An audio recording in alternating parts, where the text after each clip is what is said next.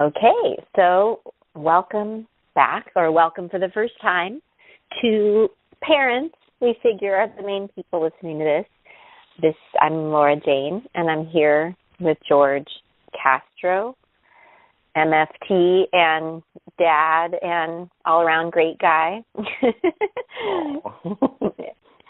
And we're here with we're just really loving this chance to share from our heart to yours in an effort to inspire and enrich our lives as parents.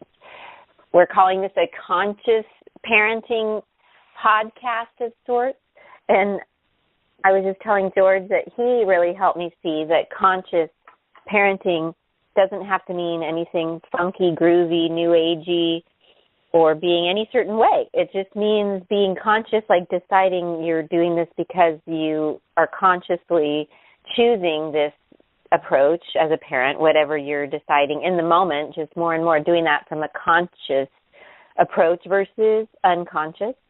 And we're just so into also honoring that we're also unique as parents, and kids are also unique, and that only you really are going to know what's right for you and your family. So we're just here to help you get more ideas and fill your well, and maybe find some things that work, or even remind you of what you already have liked that has worked, and even understanding more why that has worked for you and your family. And that, we just want to help enrich the lives of families and parents, because we notice that has helped us, I think, as parents and practitioners. George and I both get to work with families and adults and kids. So we are wanting to share from our hearts to yours some of the leading edge understanding, some of it ancient understanding, some of it brand new, with what might be a nice way to go about parenting and family life. Right, George? So anything you want to say, George, in just describing what we're doing here, since I usually do that part? No, I think you've done a great job. I don't have a lot as far as that, but I think you just kind of said it. It's about being conscious and just being aware of how we feel. I think that's what we said we were going to kind of go with today, was feelings, and just kind of see what comes up for us as far as talking about parenting and feelings. And so, I think that was a great intro. Yeah, and I felt like talking about feelings seems like let's get right to the heart of what we might feel is some of the hardest parts of parenting and family life, and even being human, but maybe also some of the interesting parts and the richness of life, and just feelings being this topic that seems so important, actually, in how we feel and how we function mentally, physically, as individuals and as a family. And that maybe a lot of our parenting stems from trying to manage our kids' feelings and trying to manage even our own feelings, even if we don't realize we're doing that. And, what do we now know about feelings and how we can handle feelings in a healthy, quote-unquote, way?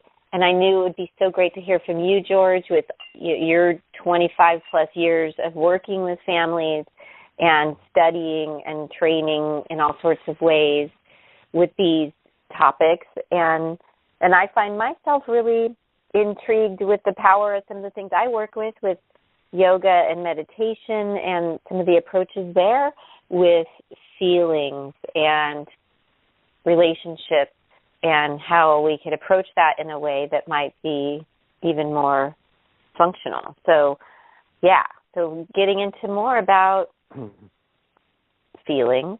And what really prompted this for me was a weekend or so ago, I was at the Kyle Cease weekend, which is one of these transformative therapeutic weekend events for adults, which always seems to bring up how much of our issues now stem to how we were parented and how much of our issues now as adults might have to do with our feelings and how we are and aren't handling them, and allowing them and expressing them, and the ways we may be managing that currently, whether or not that's working for us. So, to see how much of our experience as adults has something to do with how our feelings were handled as kids and what we learned about feelings, and is it okay to express feelings? Is it okay to have feelings? What do you do when you have feelings? What do you do when people you love have feelings, right? Like all the ways that can go. You feeling it? I just feel like, but that to me it feels exciting. Like, gosh, what can we learn here as the adults now dealing with ourselves and the fact that we have feelings, and then also how can we help our kids with this whole world of feelings, so that, because one of the things I heard at Kyle Cease that I really liked was even that we're not just here to feel happy, but that we're just here to feel, period. You know, wouldn't that be nice if we could just feel like feelings are part of being human, and what if we could just experience them all and allow that and just embrace that, right, and not be afraid of it. But it feels like it's really a big leap from where we have been as a culture with feelings, right? With things like, you know, when our 3-year-old is having a meltdown, if we, you know, I don't know, how do we handle that? You know, is it appropriate to throw them in the other room and expect them to calm themselves down, or is solitude sometimes the right answer? You know, all these ways that we've seen it done that may or may not have worked for lifelong habits with our feelings, right, with ourselves. Right. And so let's start to just, George, what comes to come through for you as we bring that up? It's just like we were talking before, and I think, you know, at some point let's record that pre-show, because I think we have really good, juicy conversations right before. But I feel that, you know, it's a process that we're going through, and it's continual, like I was just telling you. You know, I'm always amazed that, you know, sometimes I'm still feeling feelings from, you know, when we were young.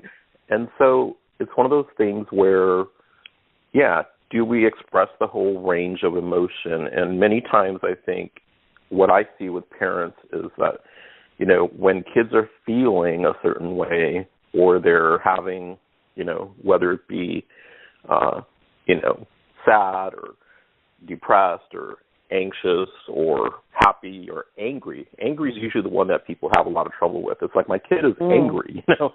And so, and then, you know, what happens a lot of times, when I see kids, they're brought to me because they're having behavior problems or something like that. And that happens mostly with the little boys. That's just typical for young, you know, like elementary school little boys. When they're feeling something strongly and stuff, it kind of comes out behaviorally. With girls, and this is just, you know, kind of normally, not always, you know, with girls it might go in, and it's just kind of the way that probably society acts on us gender-wise, but with little girls it tends to go in, and then, you know, we get like the sad and depressed or anxious, but with boys it's usually behavioral. So anger is the big one, really. It's sort of like, you know, and I always tell my, you know, little ones that I'm working with that, you know, it's okay to be angry or sad or depressed. Any of those feelings are fine. It's just what we do with them. So it's sort of like, you know, if you're angry and you're telling me you're angry and you're expressing it, or you're showing me through art or something else or play, that's fine. If you're throwing things or hitting your little sister, probably not going to be okay. So it just kind of depends, like, what we do with those feelings. But again, we're quick in this society to want to get out of those feelings. When we're feeling grief or loss over something that is a natural response, you know, we want to kind of move through it quickly, as opposed to, like, you know, this is how I feel today. I'm really kind of sad because of what happened in England, or I'm really kind of sad because this is what happened at work today or school, and I think kind of like not being afraid to feel is probably, you know, something I would suggest. We try. I mean, it's okay to sit with a feeling for a while. It's sort of like, you know, can we sit with something and just kind of see how that feels, you know? And I heard something through Kyle Cease, who he's just really been someone reminding me how important it is to spend time listening to ourselves through things like meditation and even just tuning into what we are feeling and thinking and how valuable that is and allowing a space for it and having some ways to move through it in some ways that feel more like a loving way with ourselves.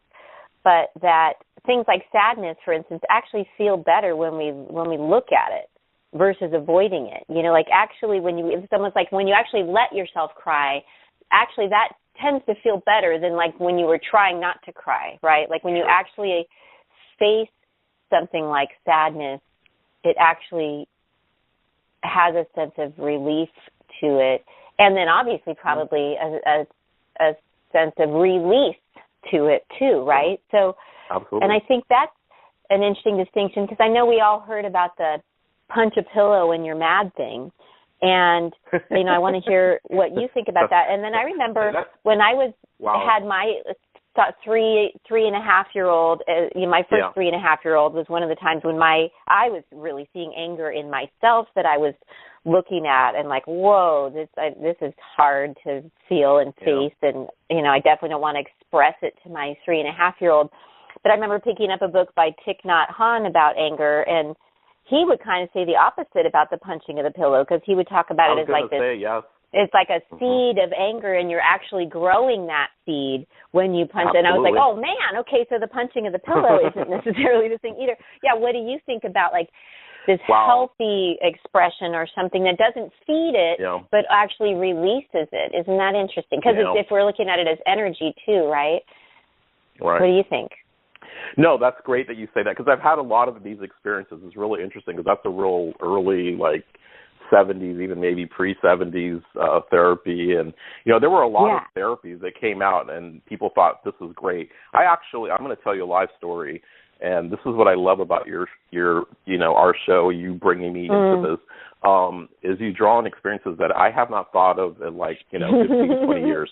But I have the experience of watching that. And this person whose name I will not mention,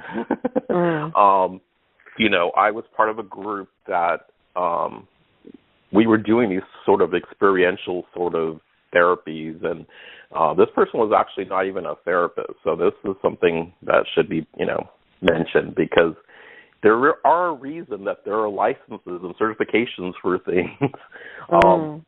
But what happened was this person took this person who had a lot of anger issues, and he was a young adult, I'd say like in his 20s. And there was a circle of us of about, I don't know, maybe 35, 40 people.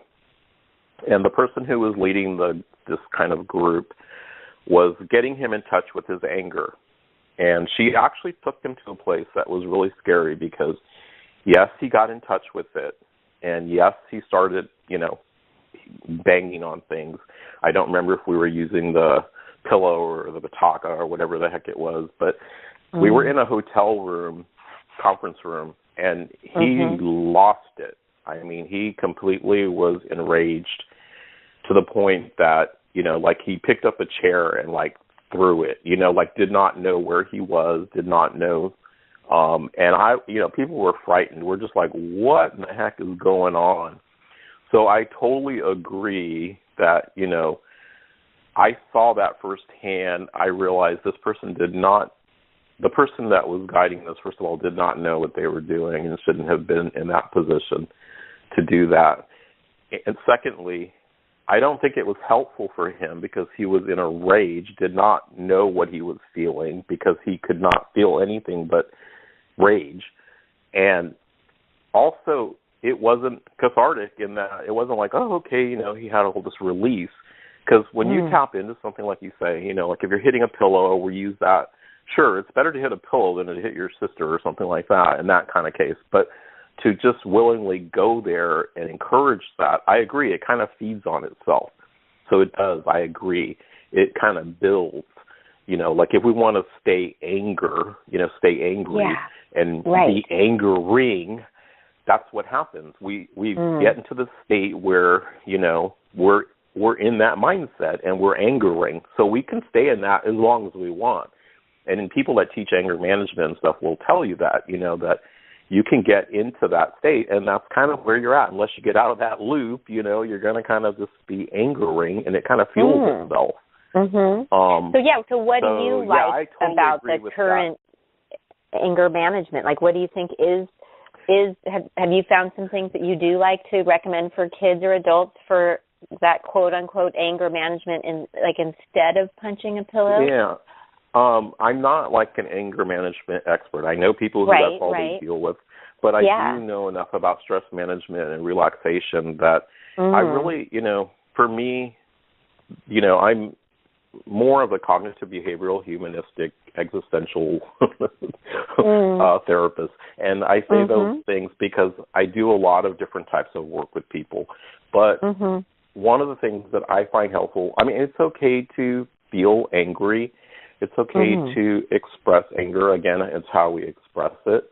I had a young man I was working with recently, and, it was really appropriate for him to express it, and he's very verbal, and he's very articulate, and he's very, he writes well, and, I suggested, write a letter, don't send it, write a second draft, and what we find when we start getting underneath the anger is that we're hurt, and so usually if we can get below the hurt, we realize, we're hurt, we're feeling really, somebody hurt us, they did something that was really hurtful, or we felt hurt by what they did.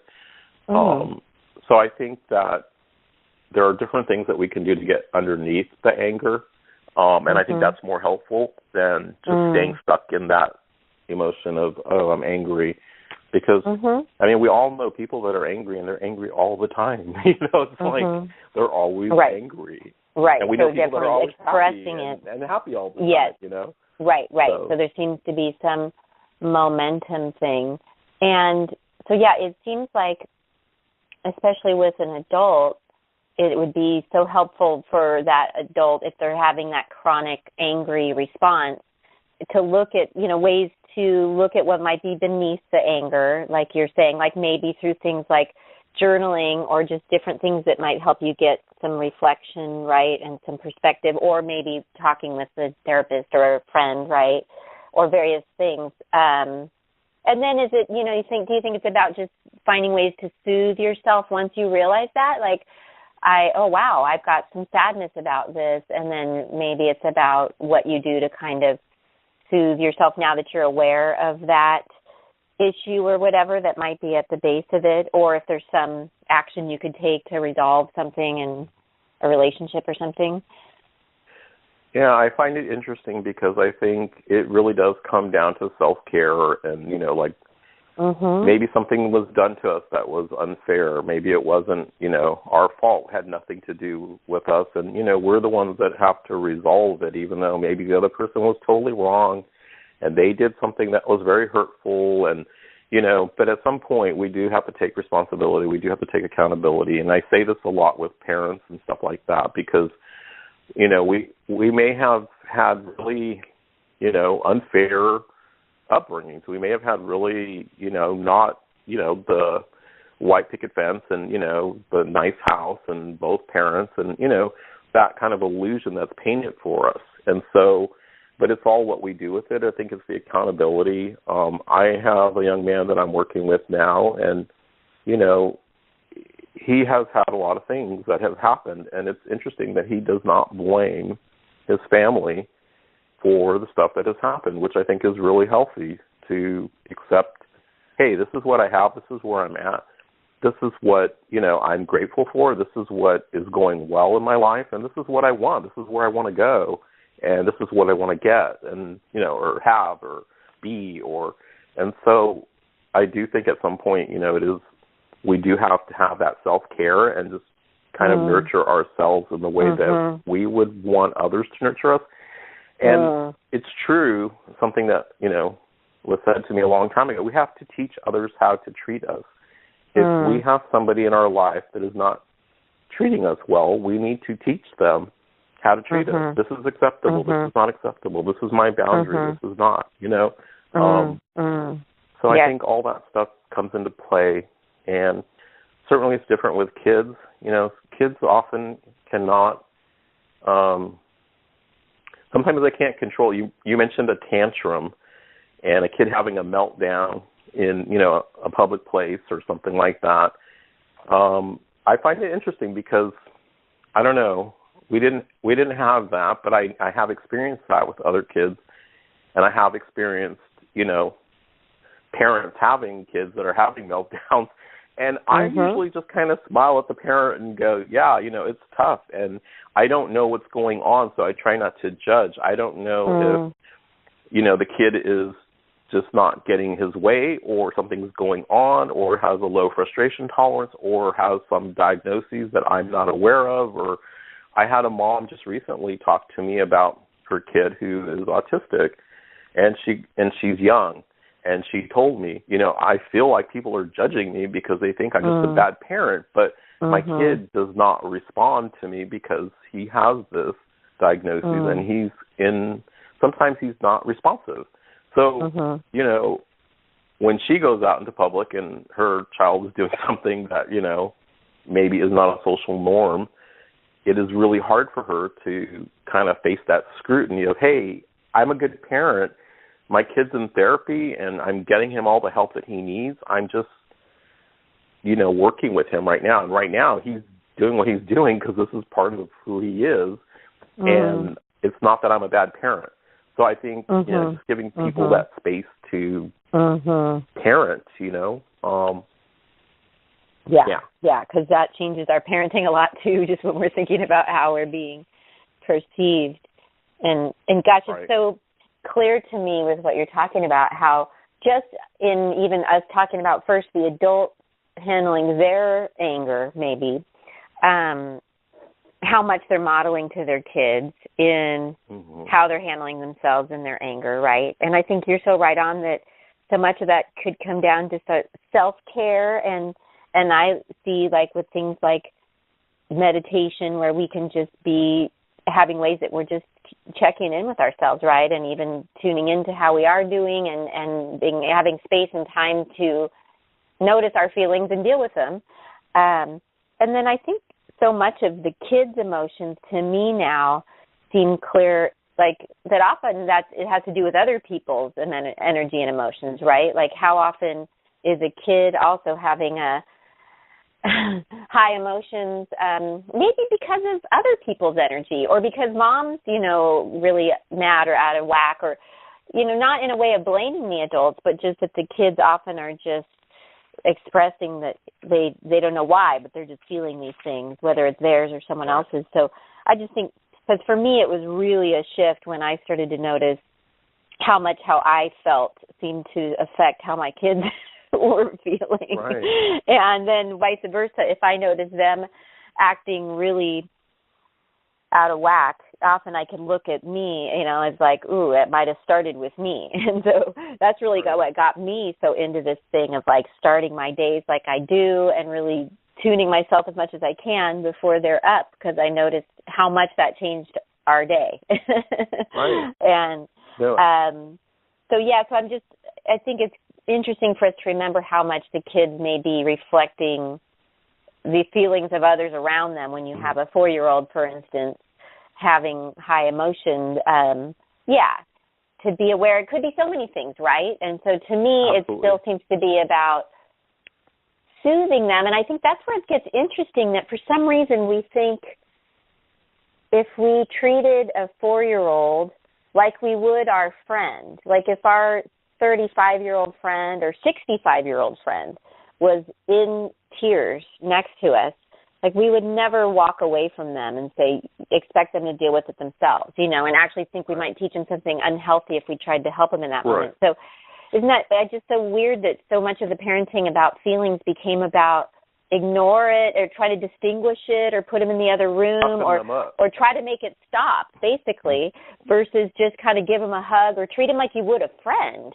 Like, because then you hear that maybe they're manipulating you with their feelings or something, and they're going to learn to use it to get attention, and which I'm sure that can happen too. So it's just such a fine dance, I guess. Ooh, there it is again. See that book? It keeps getting brought up. It's supposed to be out here. Laura Jane, you are so funny. I swear that you're reading chapters of my book. Okay, so intuitively. true story. Okay, You're channeling without even having seen it. It's really interesting. I actually had a new mom tell me that her child was manipulating her. And, I mean, we're talking like an infant. I'm just like, it blew my mind because from my perspective, I'm like, okay, your child is not manipulating you. They need you. They're dependent upon you. So when they're crying, they're wanting to get their needs met. They can't say, hey, Mom, come over here. I'm wet. Could you change me? No. So they cry. They don't say, hey, Mom, I'm hungry. So could you come over here and feed me? No, they don't. Or Dad, let's put it, No. So, it really, it was a sit-down conversation with her, but I don't think she believed me because, her mindset and her parenting were such, her conditioning were such that this child was manipulating her, just trying to get her to do things. And I'm like, first of all, at that age, they can't think abstractly like that, They're all about need and, they're dependent upon you for that. And the other thing is when your child experiences need and you respond, they learn that they're safe and that their world is safe, their environment is safe, that their needs are met. If a child cries and cries and cries and never gets their needs met, they learn that it doesn't matter what they, if they're feeling overwhelmed. It doesn't matter if they're hungry or tired or that, because nothing's going to happen anyway. So it's kind of this learned sort of helplessness that, so it's really important, and I can't stress this enough, when children or, infants and young children, we should, and I'm going to use the word should, we should respond, in my opinion, to them and give them, there's a lot of people who don't believe in, when a kid falls down, you just ignore it, they'll get up and, I was just going to bring that one up. Yeah, and maybe sometimes that may or may not be true, and I understand why people do it. They want their kids to be tough. They want them to get back up, and I'm guilty of it, myself, even as a parent, and even having known better. So again, it's a judgment call about what's going on in your life. You're the best teacher, remember. So, but for the most part, like if someone's hurt, we help them. Like you said, if somebody is not doing well, we see what's wrong. Hey, how's it going? What's going on? And I think we're so afraid that we're going to make this soft child, that we're going to make this, God forbid we make this empathic, feeling child, And unfortunately, we need both. And I think we create safe, loving, emotional children. But if children are all those things, they're going to be more likely to go out into the world and do something that helps other people, that helps this world. We've talked about that makes the place, it's a better place for people. We have enough of the opposite where people are just like, nope, not my problem, not going to help you. Sorry, nope, not my issue. And I think we really need to get back to a society where we care about one another. And it absolutely starts at home, the way that we respond. Like you said, our energy is contagious. We've all been in a room where somebody, I guess the speaker, I haven't been to see Kyle, but, when someone is a really good speaker or has really good energy, it's contagious. The whole room starts to feel good, It's like, wow, that's not by accident. So in the same vein, if we have people that are inducing fear and making people afraid and angry and upset and divisive, that's contagious too, And so I think being mindful of our own feelings, being mindful of our own thoughts, and I was going to say, as a cognitive therapist, I work very heavily on the thoughts because in the model of cognitive therapy, our thoughts influence our feelings, which influence our behaviors. And you can jump in anywhere, but, when people are in that feeling state, sometimes it's really hard to get out of it unless they change how they're thinking about something. And that's pretty much in a nutshell how that works. It's like we change the way we think. We think, oh, today's going to be a great day. We're going to feel different about it and act differently than if we wake up going, oh, I feel it's going to be horrible. It's going to be, it's always the same thing with this person. Then we're going to feel bad and we're going to act in that manner, and it feeds on itself. So, definitely agree with you about the energy that we transmit. Yeah, and it's like, I feel like just for us all to be more compassionate about feelings, and often I see, like, especially with younger kids, but even as adults, or most of us still working with this, like even how to put our feelings into words, sometimes we really have a hard time with that, so that even makes the feelings stronger, right? Because sometimes I'll see as adults expecting a 6-year-old to be smooth with their emotions, and I'm like, gosh, we're not smooth with our emotions as a 46-year-old, so how do we expect, and I think it is so true probably that it's hard to guide our kids somewhere we haven't been yet, right? Just like any teacher, like it's hard to teach them about healthy emotions if we're not really there ourselves. So at least acknowledge that we're all in this together, and it's just maybe to have a softer approach about it, because some of what I feel in touch with is I really see that so many of us in our addictions, I think most of us have addictions of some sort, are about not wanting to feel our emotions, and even a lot of our symptoms, right, that we see, whether it's mental things or physical, have to do with how we are and aren't dealing with our feelings, right? So we're seeing like really strong reasons to try something else, and to even just be in that softer place with our kids about it as they're learning and experiencing these strong emotions and often have no way to put it into words, right, or to express it. And I so agree. I'm so glad you brought up the when a kid falls down thing, because that's another one of those that we also have to remember that we're teaching our kids about how to treat other people. So it's like, would you ever do that to your friend if they fall down? Would you ever say, get up, you're fine, come on now? You'd be like, shake it off. Are you okay? And and I feel like with the communication thing too, I really see so often with even the kids, with the toddlers and the preschoolers with the high emotion, or lots of ages, it's often because they're not being heard. And often if you even look at what the adults maybe just said to them, you're like, oh, I see why they're pissed. Like sometimes we adults will do and say things that we would never say or do to a fellow adult. And then we'll wonder why that 4-year-old is pissed, because it's like, it's not okay to talk to someone like that, or to shun away their feelings, or to even tell them they're being dramatic, or come on now, you're fine. Like if they fall and it really hurt, for you to be standing there going, come on, you're fine, come on, it's like, how would that feel, right? Yeah. Of course you're going to scream louder and be like, no, it really hurts. So can you imagine you go to see the doctor and you're fine, come on, you're really okay. Oh, yeah. A lot of people get that, right? And it's frustrating. And, you feel like you have to get louder. And you're so right, because it's really, I'm going to give you an inside tip. When I get, a family, and maybe I shouldn't divulge. You know what? I'm not going to say that. Let's just say that kids have a lot to tell me when they come into therapy, and I listen. And the number one thing is respect. It really is. I respect who they are. I respect what they tell me as the truth.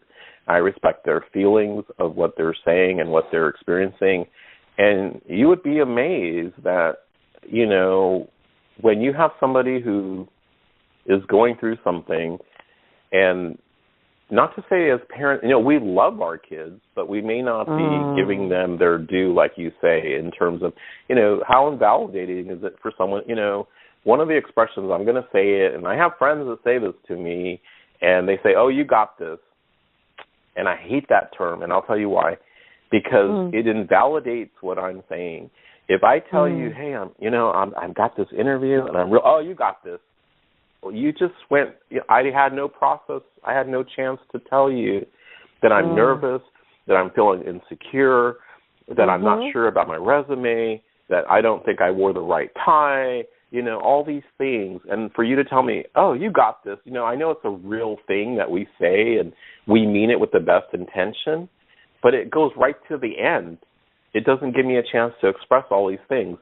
If I expressed all those things that I just said, and then you said, wow, I can see, you haven't been in the workplace for a while, and, I can see where you'd feel that way, and all these things, then I get to tell you how I really feel. It doesn't end there. And I think we do that in this society because we're afraid to hear what somebody else is going through. We just want to shut them up, We don't really want to hear. So, and I think because it's tough to hear someone we love expressing what they're really feeling, what their concerns are. And I think that's what happens. We want to go right to the answer. We want to go right to the, you're okay, come on. What did you say? It wasn't that bad, or, maybe it was, maybe it was horrible.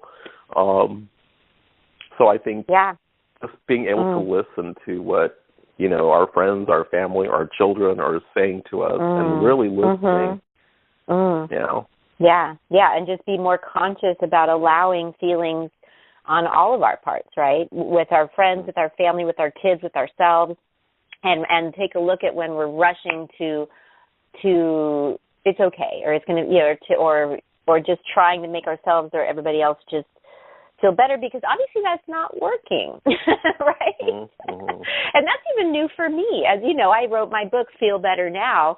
I still think it's a great idea. And obviously I think it's our nature to want to feel better. And sure, to move towards feeling better eventually is still probably our instinct and a good instinct, right? But it's like we can't override the hard feelings. Like part of feeling better is allowing the hard feelings and finding ways to feel them and even free them up and then just even allow space for them, right? Like you said, whether it's in conversation or just in our approach with ourselves or others. So whether that means, gosh, today I'm noticing I'm really out of sorts and I kind of just want to take a nap, but that would be so lazy, or, but what if we did just take a nap, and then what if our kid, wow, he seems kind of like, he really just wants to be in his room all day today. Maybe we allow that today because that might be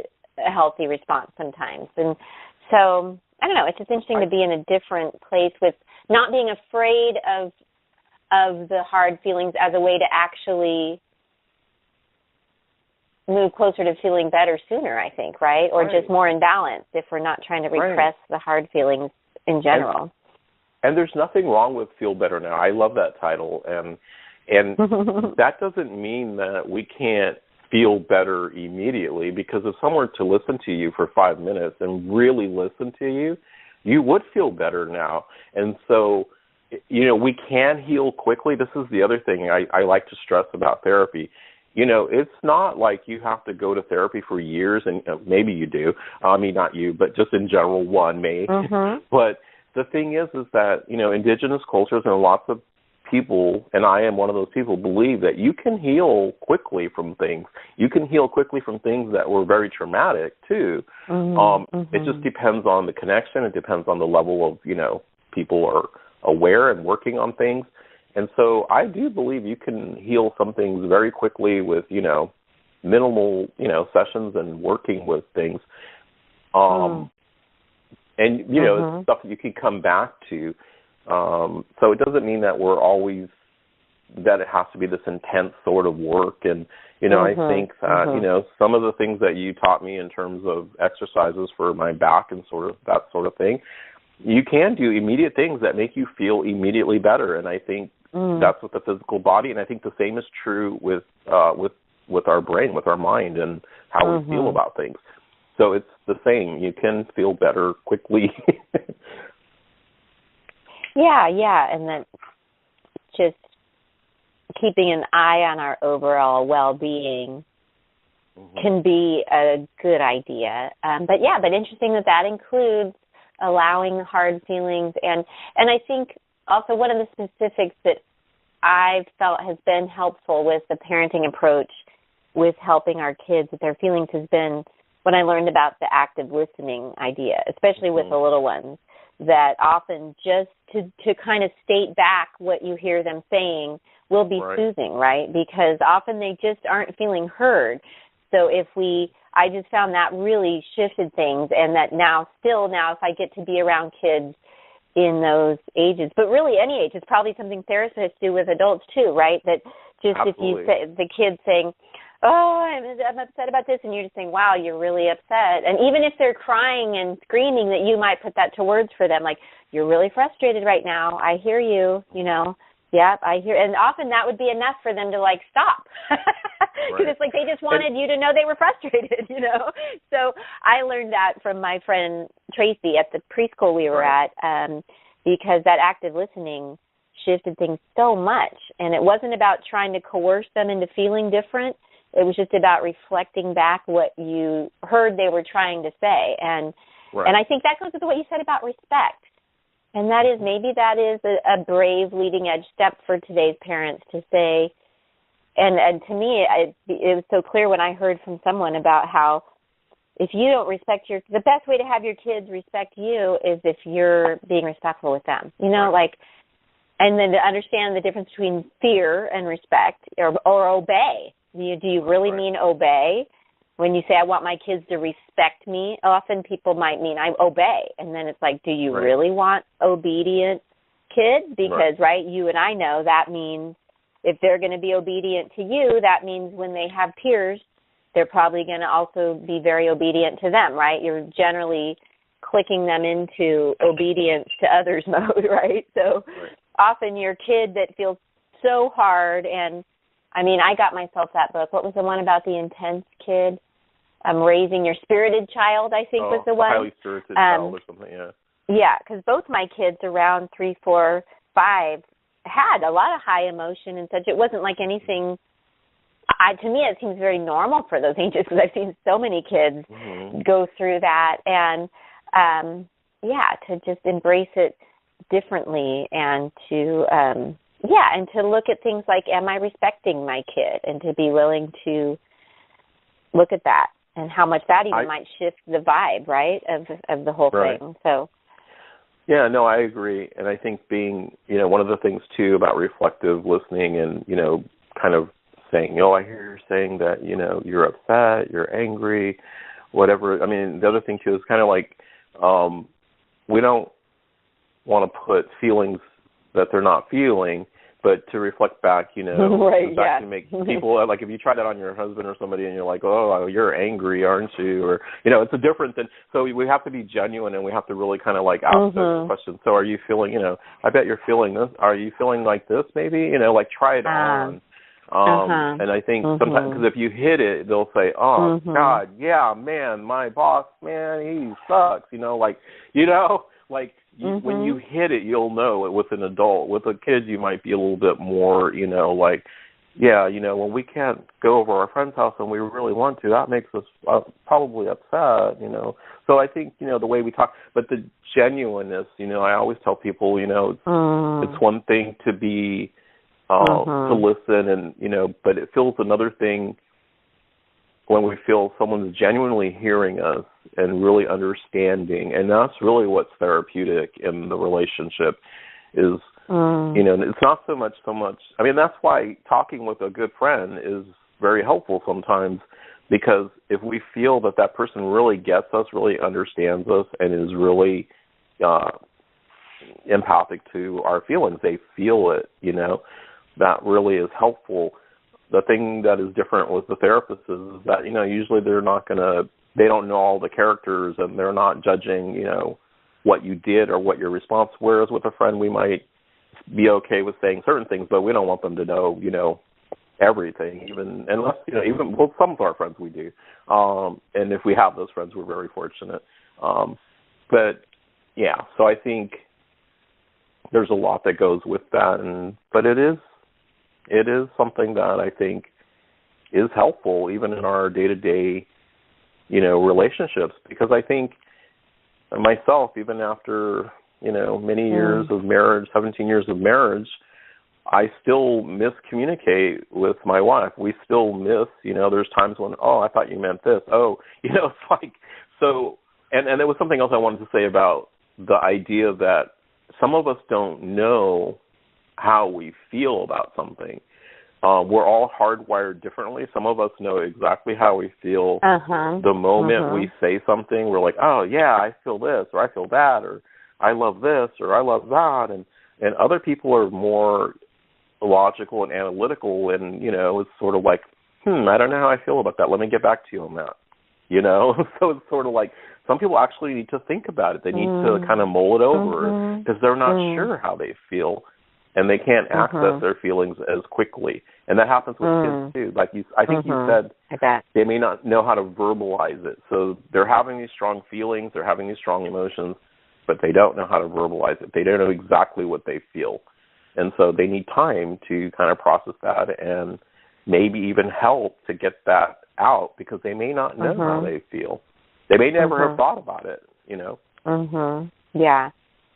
Yeah, and I feel like I know we both agree that things like tears and crying are such a healthy part of being human, right? And so I would say to stop that as little as possible, right? Like if that can be such a healthy part of the release of emotions. So whether it's your 3-year-old or your 13-year-old is having tears, I would vote for not trying to stop it or turn it off, and instead, again, how would you respond, or how would you want someone to treat you if you were crying? Although, like you said, every kid's different. Some kids being touched when they're crying, or some stages of life, they may want to go be by themselves. I remember when my son started to be like that, where he was upset. He did not want me to try to help him. He needed to go in the other room to feel better, for however long. Other kids might just need a big hug, with just a chance to let it out, right? And so, I don't know, I just feel like tears, even though they feel like they're a pain in our ass, they're actually doing something helpful for the individual often, right, with the release and the serotonin boost, and that when we're not allowing that, whether it's as an adult or as a kid, that leads to a lot of our issues, I think, right, whether it be mental stuff or physical stuff. So more tears. I agree. Well, one of the things that we used to tell people when I used to, work with, I still do, but I guess I haven't said it in a while, but, when we hold in feelings, it doesn't matter if they're angry feelings or happy feelings or sad feelings, it's still the same. And we don't think of it that way, but it's sort of like a basket, and it's like whatever you keep in there, it's yours. It's those are your feelings. And if you put a wall up and you decide you're not going to feel that, after, it's sort of like they're still in the basket and they're not going anywhere. They're yours. They're going to go with you wherever you go. And most likely, if we keep putting those feelings in that basket and not expressing those feelings, whether they be good feelings or bad feelings, or sad feelings or happy feelings, at some point they're going to come out, and they're going to come out inappropriately in that, when, and I'll give you an example. When my grandmother on my dad's side passed away in the early 80s, I was kind of a young adult, and she was a very strong maternal figure for me. And I felt so deeply about her that I could not, I didn't grieve the way everybody thought I should grieve. Everybody went to her house and helped clean it out and that sort of thing. And I could not bring myself, I just wanted to keep, and I knew, even then, I was not a therapist, but I knew that it was not the right thing that everybody wanted me to do, but I wanted to keep her image alive the way that I knew it, the way that house looked. I didn't want to change anything, and I went to the house, like, resistantly, like, they forced me, you got to go in there and help us clean and take stuff out, and, don't you want to, and a lot of guilt. I come from a Catholic family, so there was guilt put on me big time. And it was funny because I did not, or it was not funny, but it was actually sad.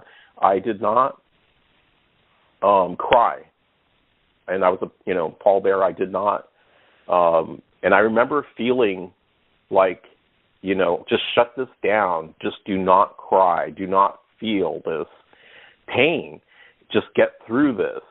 And, I think that's what was taught to me by my dad. My dad's in the military, very tough man, like that sort of idea that, we do this, we take care of it.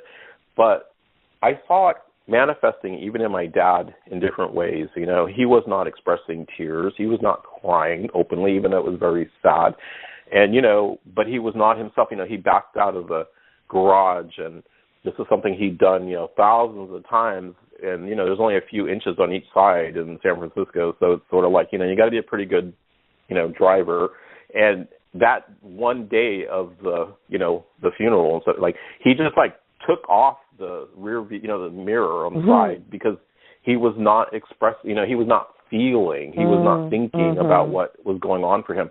And it would be months later in an English class, so I guess I was in my early 20s, and I was taking a class at San Francisco State, and the professor was like, I want you to write about somebody you love. I want you to write about how it felt. I want you to, they're really trying to get us in touch. And I swear, in the middle of class, I start bawling. Like, I need to leave class because I realized I had not grieved this person who loved me so much. And so in the middle class, I'm leaving. I'm going to her gravesite. I spend all day there and just cry. And it was months later. I mean, months. So those feelings, those emotions, those tears, they didn't go anywhere. All I did was carry them in my basket for months later, almost until the next year, because she had passed late, like around Thanksgiving, and I think it was already probably, I don't know, maybe April or something, or May, and, I'm expressing, and then I'm going to the therapist because, I'm falling apart. And so, I think that they don't go anywhere, so we can either express them as they come along, and, I think it's much healthier to feel something as it comes along and let it move through us than to hold on to it until, and the same happens with anger. And that's what happens when people, when people go, oh, they just snapped, and they went, no, they didn't snap. They held in feelings of anger and rage for a very long time. And when they finally had enough, it just looks like they snapped, but they didn't snap. It was cumulative. Yeah, and that's where even you remind me of that we can not judge ourselves for the times in the past when we have not expressed our feelings, or even that maybe that was what served us at the time, like for you maybe to stay strong, quote unquote, through the funeral services. That was what served you at the time, to not let yourself get into the feelings. So it's like we could be in non-judgment with ourselves. And then what's, I think, beautiful is we see with our kids and life that things that now trigger us give us a chance to resolve the old stuff, right? So no worries about trying to figure out what it is that's there, because things now we can see with our kids when things trigger us, or with anyone, and really, I think if things trigger us, it always shows us things inside of us that we can be resolving, or old feelings, right, and old memories. And so no worries, we'll get a chance to heal it. And that's where you and I see the parenting journey can be that in so many ways, right, that we can just say, oh, cool, here's my chance to get triggered all over the place. And it's true. And then now see, oh, I have feelings about that. Oh, I have feelings about that. And then now we have more ways to love ourselves through that, right? It's true. I'm so fascinated with. And I just wanted to mention something that I think you and I would both agree is a kind of a beautiful idea here. If it maybe feels a little bit more like of a spiritual idea, or something about, like, if we are just thinking along those lines, that, that also maybe our feelings are here as part of our guidance, right? And a way that maybe a deeper part of us is communicating with us. Maybe it's something that we can really work with, and even it can be a tool for us to get more connected with ourselves, right? And even more with, like, a spiritual part of us, if we like that. And so I really have been liking that idea. And so I think when we think about with our kids, to me, this goes with the respect idea, too, to honor that they've got that going on, right, that they have their own inner guidance and that relationship that they're developing with themselves, and so that their feelings can be something for them that is something that they can start to learn to listen to and work with and honor. So just for us to see it on a bigger scale like that it's not just this thing that's a pain in our asses, that often our feelings are a really cool part of our guidance, whether it's just from like our inner self, our wiser self, our heart, our whatever. And again, to honor that our kids have that going on and our loved ones. So again, to not be as afraid of the feelings that all may be part of that soulful journey that we might feel like is going on for us, especially if we like that perspective on life. We might build that in, or if we believe in God, maybe we feel like that's the way that God speaks to us is through our feelings or whatever we call it. So I thought you and I both would love to make sure we insert that idea too with the feelings and the good reason to feel them, right, and allow them, and even develop a whole nother relationship with our feelings, that it can be guidance and not just something that terrorizes us. I was going to say, and the thing is that, all of this comes from a spiritual base for me, and I know for you too. So, and I know we haven't gotten to the woo-woo stuff yet, but I'm sure we will. Yeah, that could be here's the thing. I think, I keep that part, kind of part of it, because if people knew, they'd be like, wow. But here's the thing. I think feelings they kind of are our GPS. They're kind of like our internal warning system. They are telling us things that, and how many times have we all, experienced something and they're like, man, I knew that. I felt that. I knew, Yeah. But we don't listen to it enough. But if we're really in touch with how we're feeling, whether it's any of these feelings, that's our intuition as well. That's the same mechanism that is, helping us to feel and know things about others, about situations, about jobs, about, And so I think just knowing that it's not a bad thing. I think a lot of people are afraid of feelings, and especially if we were raised in a household where feelings were not, overly expressed. There is such a thing as being in a household that's too emotional, has too many feelings. And, there's households that don't have any feelings, and, no one talks about anything. I think a good happy medium of, being able to discuss things and feel things. And, one of the things that we learn or I have learned, and, there is such a thing as kind of like what we think, what we feel, and what we know. And this was something that actually I had a therapist teach me many, many years ago. And she'd ask me, and she'd say, okay, so what do you think about the situation? Our thinking is our analytical mind. It's our logical, well, I think it could be a good idea. I like it. Yeah, it might be financially profitable and blah, blah, blah. And then, well, how do you feel about it? Well, I feel like I don't really jive with the place. I'm not really vibing with it. It doesn't feel that good. And, well, what do you know about it? Well, I kind of know that if I were to do it, I don't think it would work out for very long. Okay, so you know the truth. You know how you feel about this. But it just depends which position you're going to take. Are you going to stay in your head about this? Are you going to feel it? Or, are you going to go with your gut, your intuition of what you know?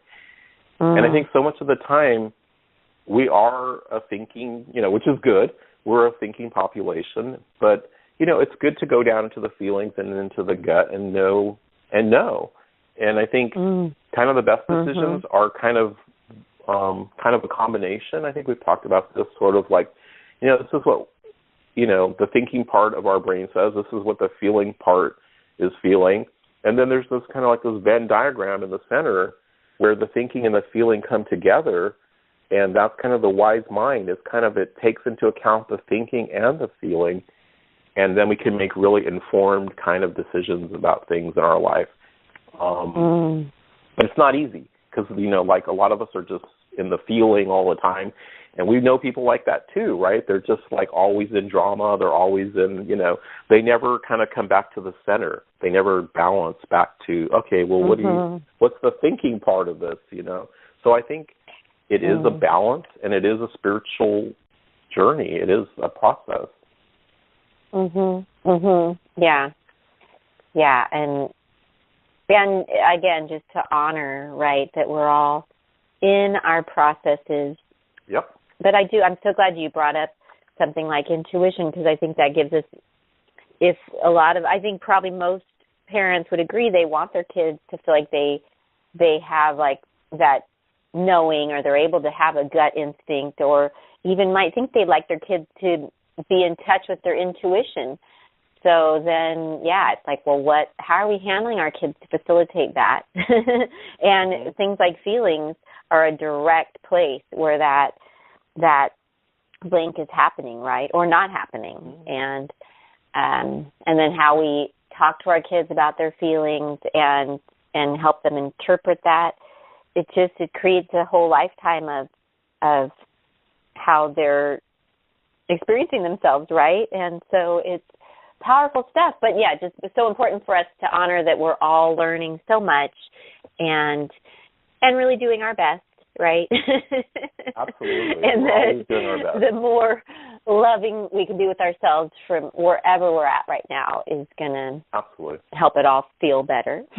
Speaking of feeling better. Yeah, absolutely. And to remember that, because I think so many times, and we say that, like, I'm doing the best I can. It's like we're all doing the best we can. And some things, like I was telling you pre-show, that, sometimes I can't believe that I'm dealing with the same thing after, 50-something years, and other times I'm like, you think you're done with something and you're not. It's just, the universe keeps presenting it to you and you go, okay, I guess I'm not done with that, I'm still working on that, And so, just to give ourselves credit and to say we're doing the best we can, even with all this knowledge. And, it goes right out the door the minute something, comes into our lives and we go, oh, my God, we have to deal with this thing. And so we're always working. We're always on our journey. It doesn't stop,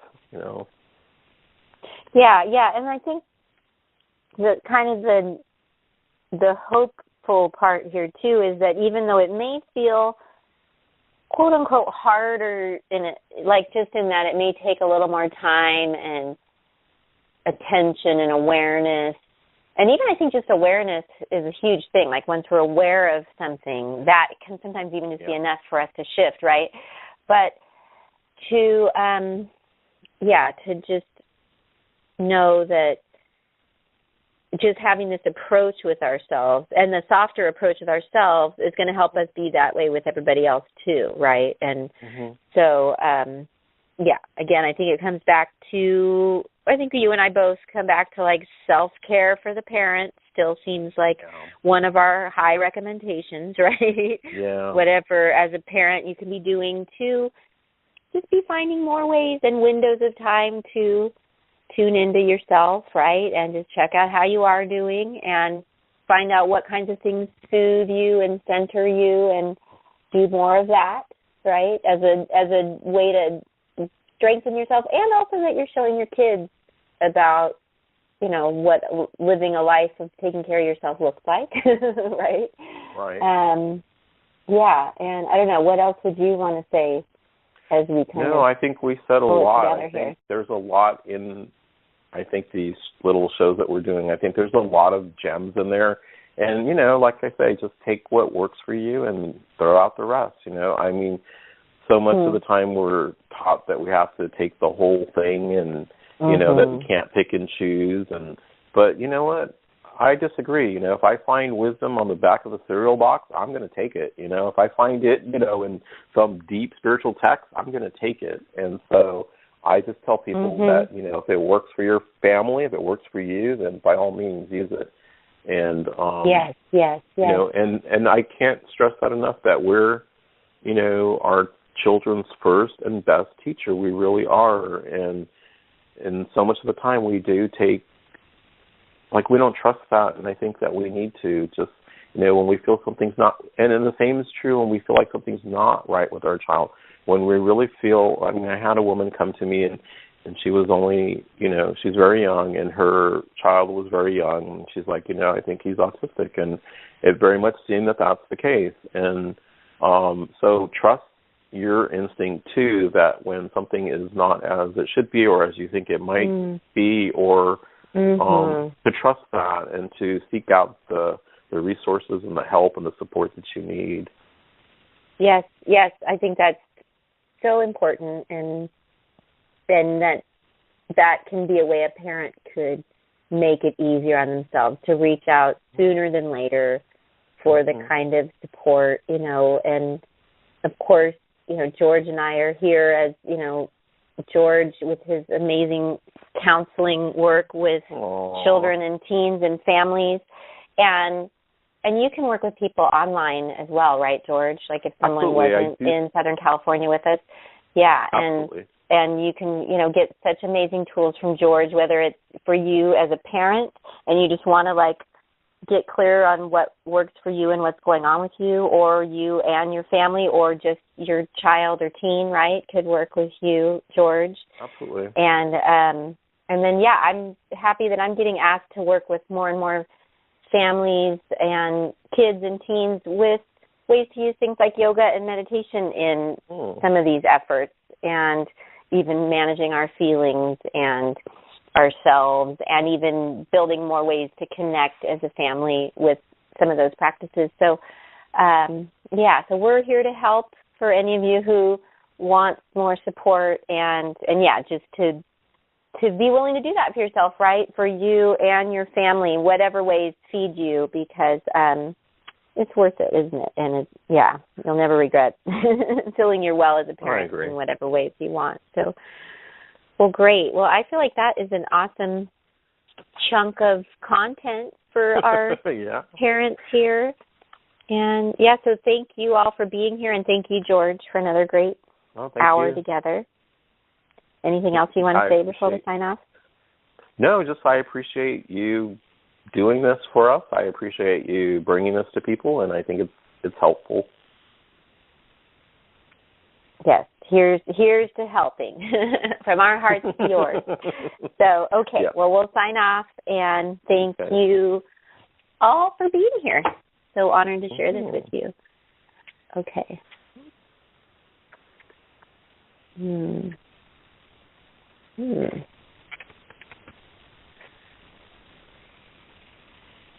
Are we off?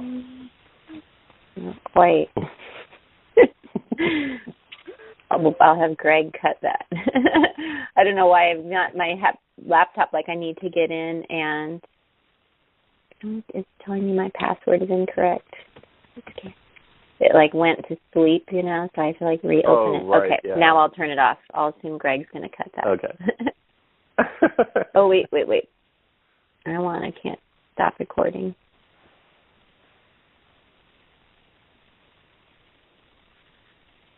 Are you still there? I'm here. Okay. It didn't say it's turned off the recording yet, but I pushed the button. But actually, I know Greg can cut it because he cut out Amy that one time. So. Okay, cool. But, okay. Now it says it's disconnected. I hope that still saved it. I'm going to be really upset. Let's see here.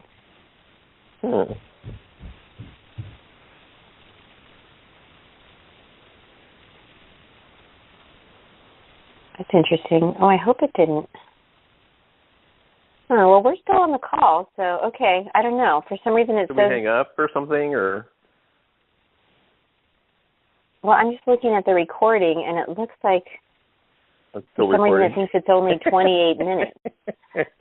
I wonder if it only got 28 minutes of it. I don't know. We'll see. I don't know. I don't know if that... Because you know how a laptop can kind of, go to sleep? Because I didn't touch it during that time. But usually it doesn't do that. So, anyways, well, we'll see. Either way, it'll be good stuff. But, that felt great to me. It's always fun to see how it comes through. Let me see, I'm looking again. Never know what's coming through.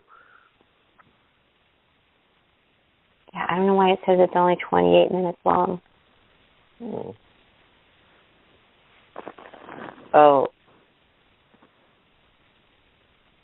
I don't know. Okay, we'll take a look at that. Maybe it's... Does it show it like... Weird. Wait, it started... Is my laptop like an hour off? Oh, maybe the time didn't change or something. Okay, well, I'll check it out soon. But I guess the worst that happens is it wouldn't record. Wouldn't that feel like a bummer, though? It recorded something, it looks like. So, okay, well I'll keep you posted. All right. So, all right. So are we on the call or no? The call's over. I think that it stopped. Yeah, it's not. It's weird. We are still on a call, obviously, huh? Even though like it doesn't show it on my screen. That's so weird. Okay. we're on a call in the ether somewhere. I'm not sure where we're connected, but okay.